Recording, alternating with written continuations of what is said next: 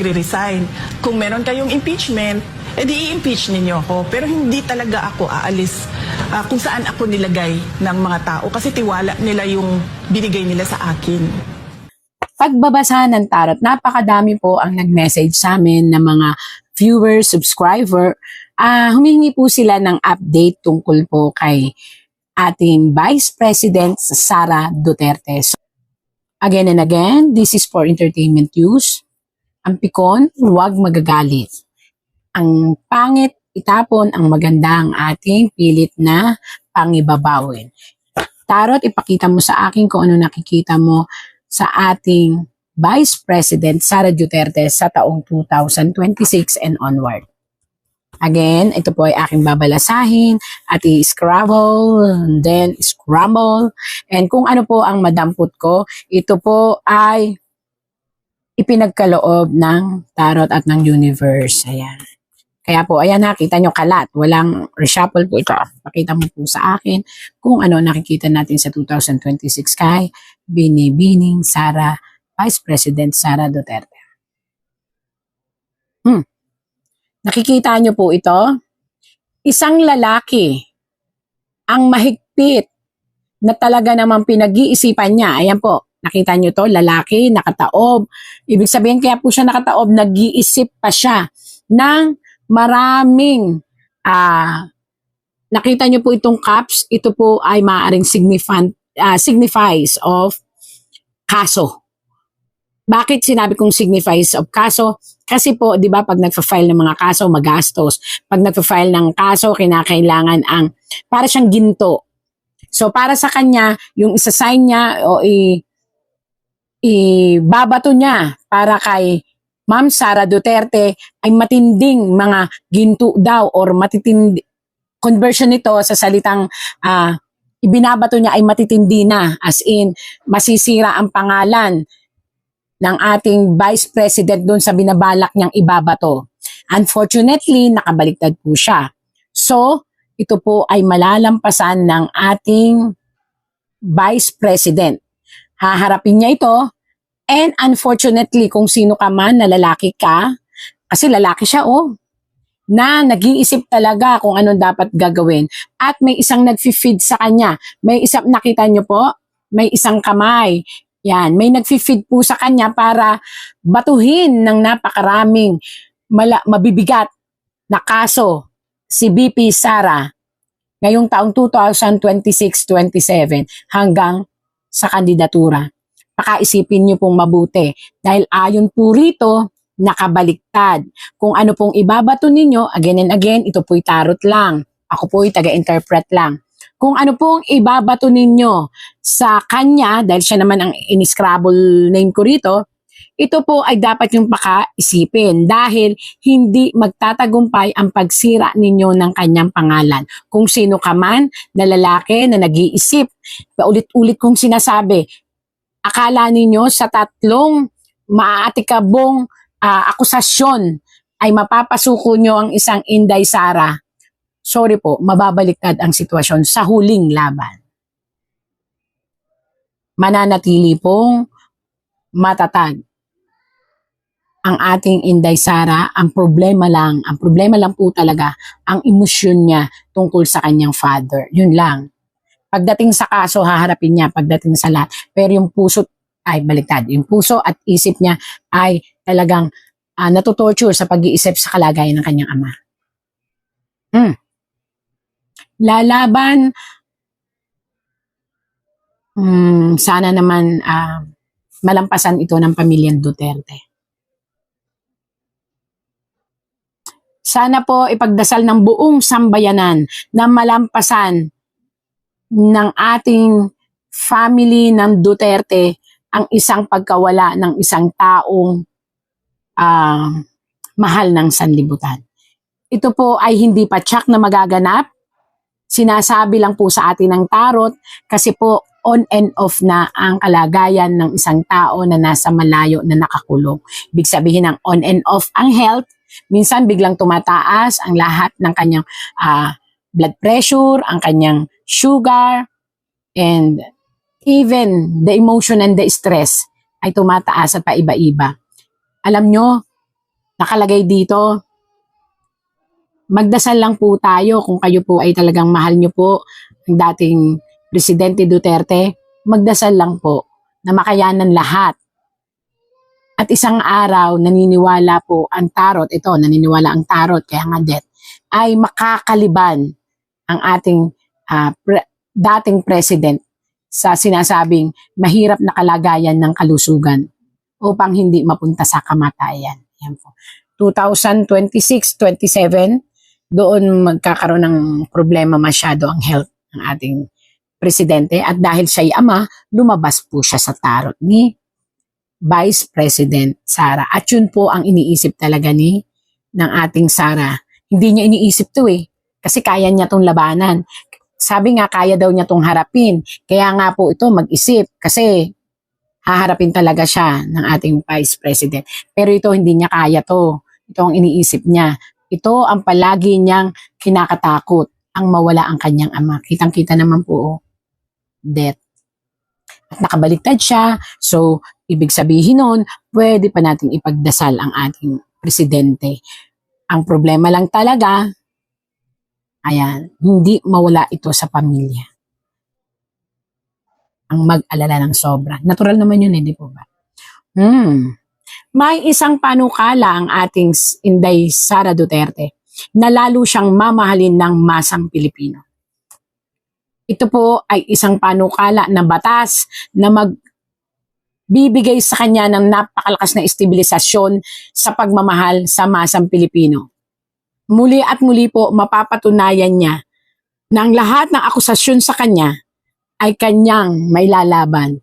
Although dadaan talaga siya sa mga question and answer and may sisira't sisira po talaga sa kanya pero still makakayanan po nilang lahat. At ang mga sumusuporta kay Sara Duterte ay muling magdidiwang dahil may papakita ng lahat ng humahanga kay PP Sara na hindi sila madidisappoint. Yan. Dahil ito po isang matinding parangal na gaganapin at ipagkakaloob ng mga bansang may sinasabi. Yan. Ganda. Baka sabihin na naman nyo, DDS, ay talagang binabasa ko. Ayan, basa-basa talaga. Walang to. Tsaka naka-scramble po,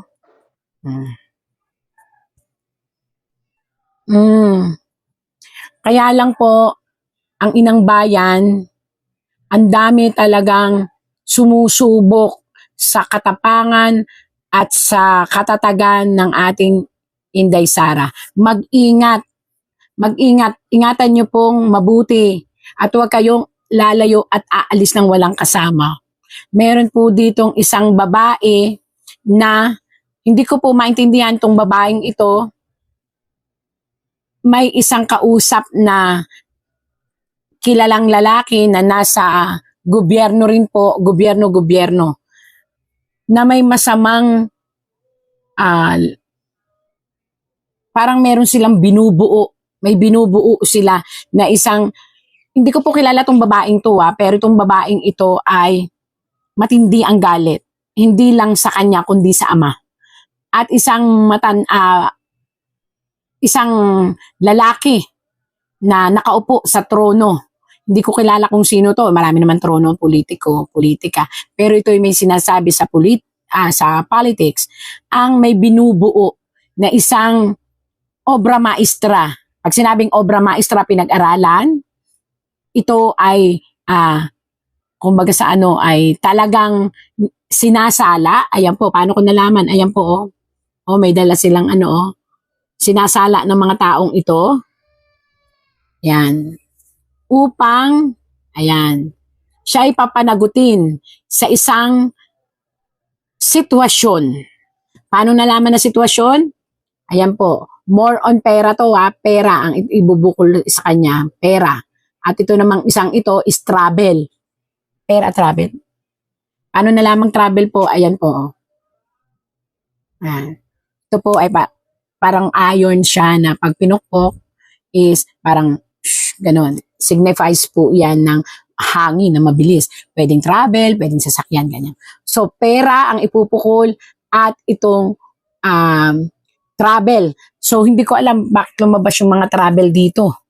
Ipupukol daw po na may kasamang pera. Siguro ang interpretasyon ng tarot, siguro po ito marami interpretasyon itong segment na to.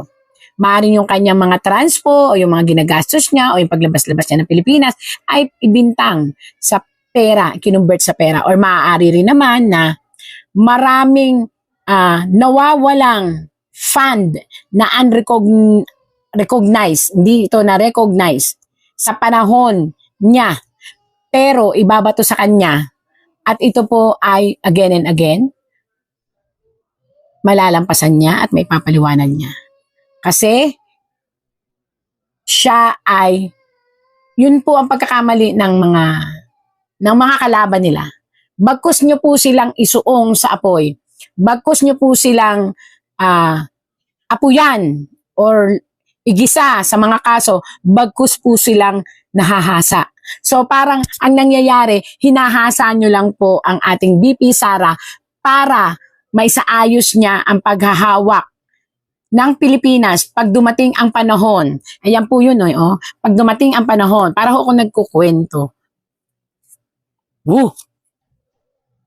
Na para pagdating na panahon na ipagkatiwala sa kanya ang Pilipinas, ito po, makinig po lahat totoo po to, ay hindi tayo mapapabayaan. Yan yan ang sinabi ng 2026 sa kanya. Bagkus siyang hinahasa bagkus siyang binibigyan ng maraming kaso para siyang hinahasa na mabuti. Para kung sakali at ipagkaloob sa kanya ang tiwala ng mamamayan ay hindi na tayo hang or hindi tayo bitin or hindi tayo mapapabayaan. So, may disadvantages at advantages yung mga kasong ipinamumuka or isinasalang sa kanya. Kaya lang, ang ating mismong BP Sara ay pipilitin na kayanin ang lahat dahil hindi sa paghihimagsik, kundi para ipakita na ang pangalan niya, ayan po nakatalikod, na ang pangalan niya ay hindi niya gustong masira. Which yun ang pinaka-great attitude niya at minamahal ang mga Duterte dahil sa ganun, sa prinsipyo. Ayan. Ngayon, may nagtanong. Ang tanong, mananalo ba ang ating BP Sara? Atin lahat. Sasabihin na, kasi ang BP Sara ba ay mananalo or tatakbo? Makinig na mabuti. Ang puso niya nagsasabi na huwag tumakbo.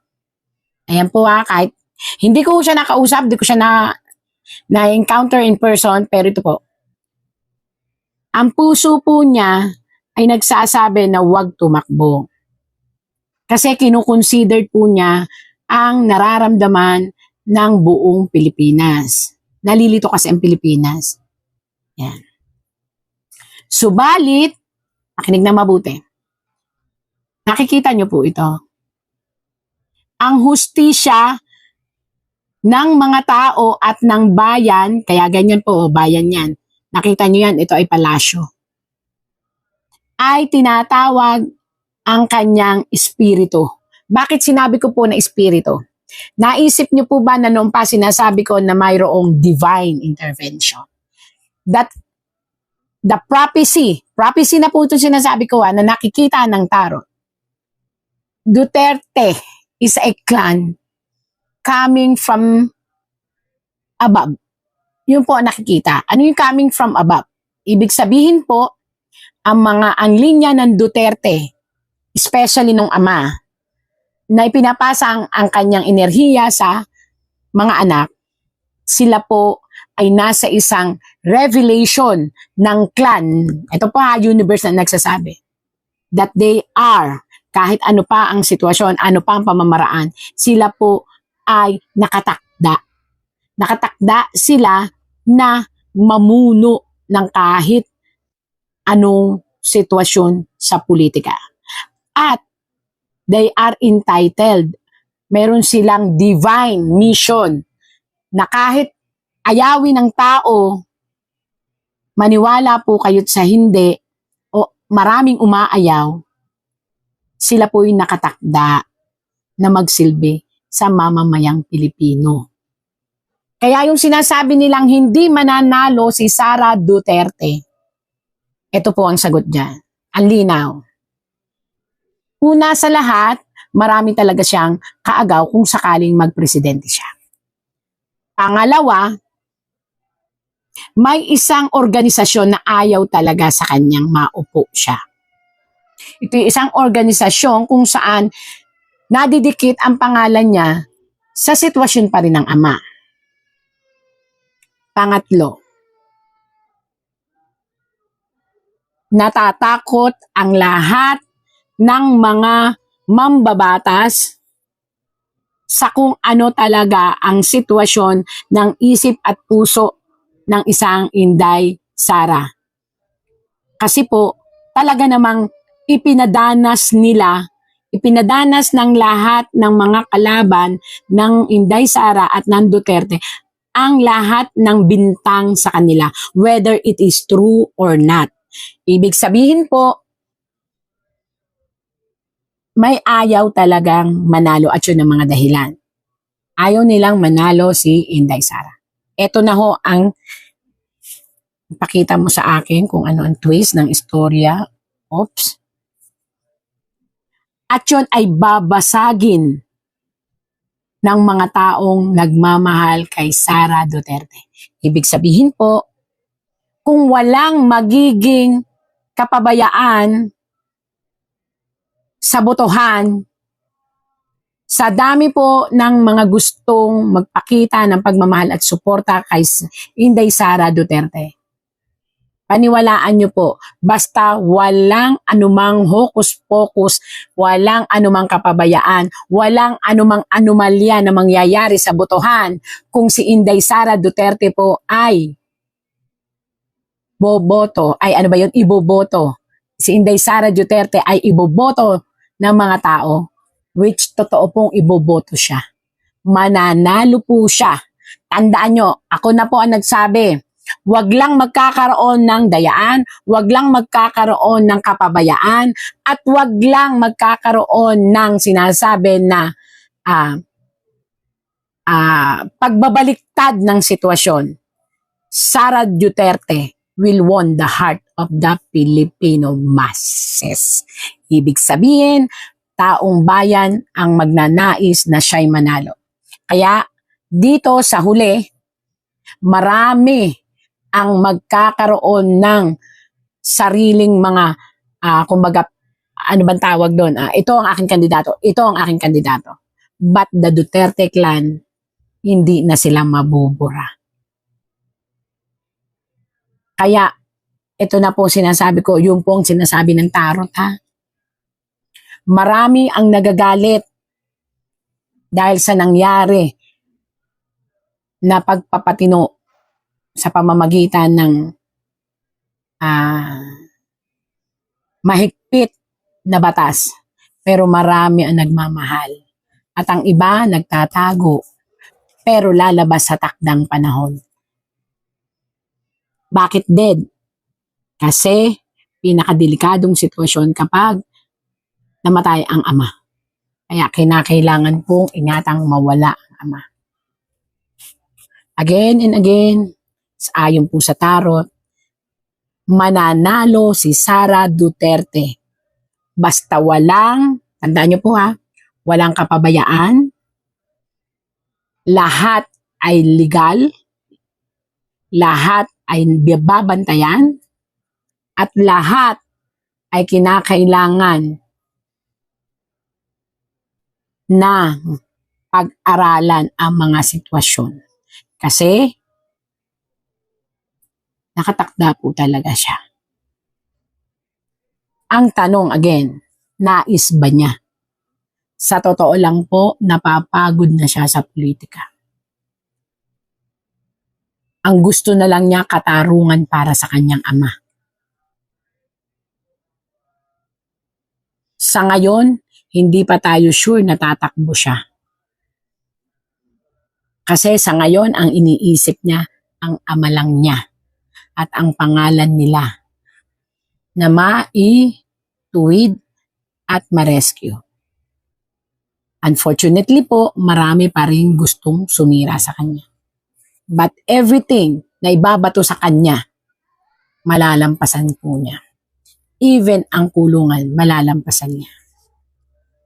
But, natatakot ako kasi may death threat ang buhay niya.